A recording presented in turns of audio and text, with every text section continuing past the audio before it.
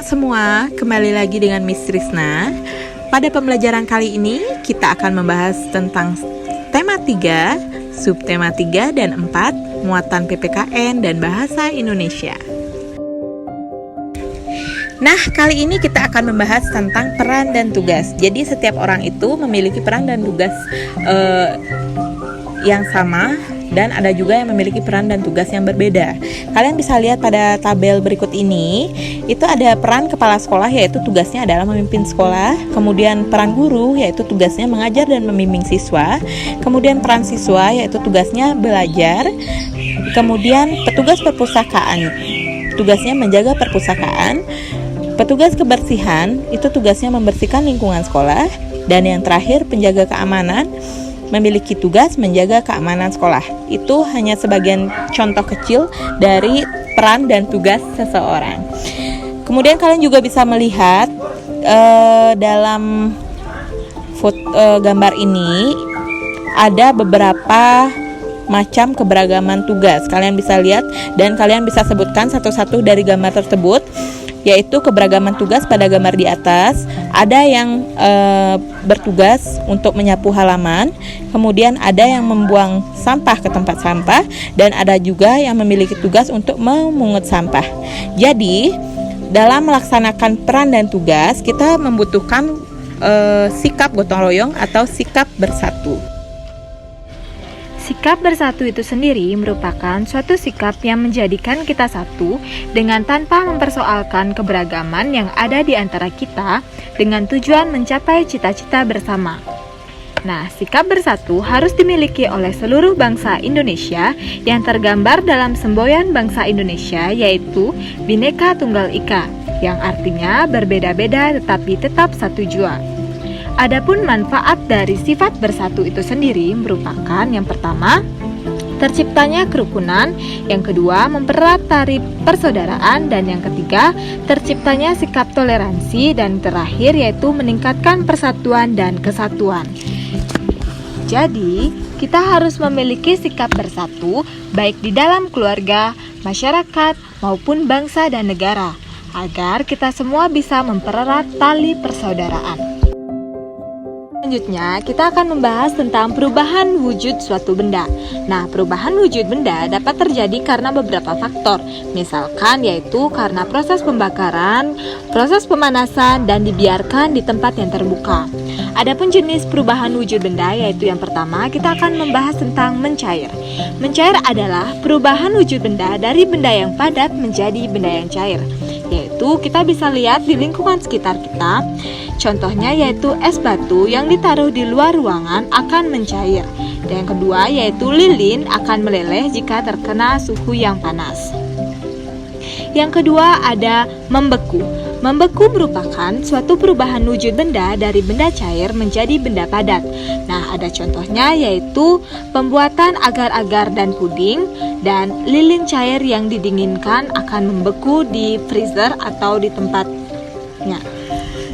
Perubahan wujud yang ketiga yaitu ada menguap. Menguap adalah perubahan wujud benda dari benda cair menjadi benda gas. Contohnya bisa dilihat dalam pembuatan garam, menjemur pakaian, dan yang paling sering terjadi yaitu saat memasak air, air akan mendidih dan jumlahnya terlihat berkurang. Dan ada juga bensin yang dibiarkan di tempat terbuka, lama-kelamaan akan cepat habis. Perubahan wujud selanjutnya yaitu ada mengembun. Mengembun adalah perubahan wujud dari benda gas menjadi benda cair.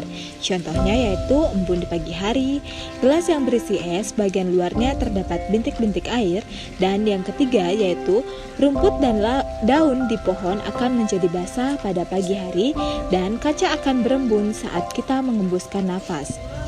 Dan perubahan wujud yang selanjutnya yaitu ada menyublim. Menyublim adalah perubahan wujud dari benda padat menjadi benda gas.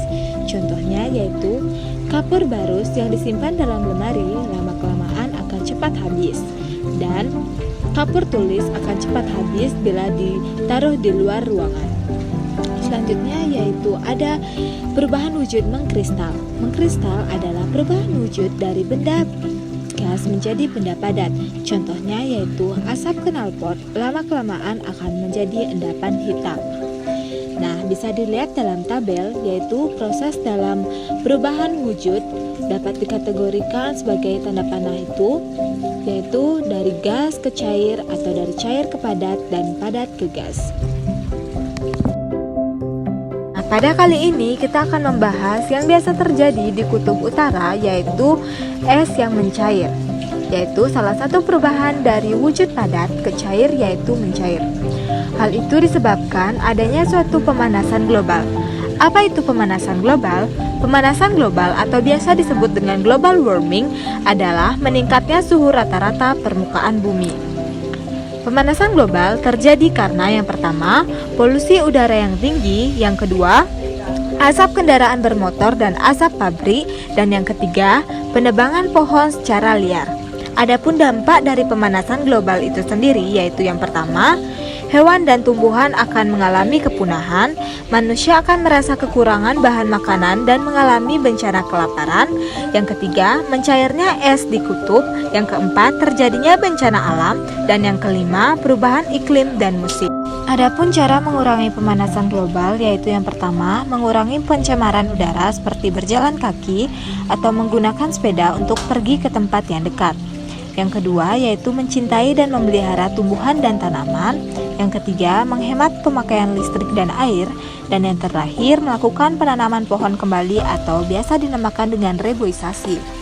Jadi anak-anak sekalian, itu adalah beberapa contoh yang perlu kalian lakukan untuk mencegah terjadinya pemanasan global.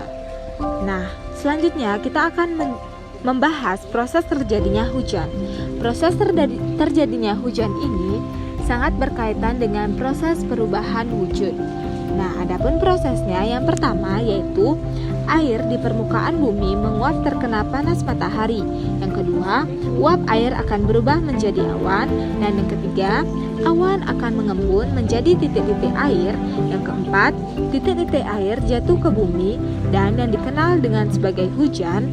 Dan yang kelima, air hujan itu sendiri akan jatuh kembali ke laut, sebagian diserap tanah, akar pohon, dan dataran rendah di bumi. Proses terjadinya hujan tersebut akan berulang kali terjadi. Nah, jadi anak-anak sekalian, sekian pembelajaran pada hari ini.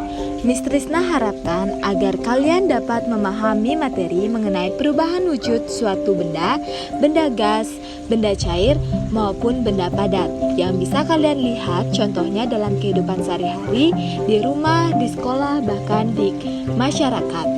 Nah, sekian dari video pembelajaran kali ini. Sampai jumpa pada video pembelajaran selanjutnya.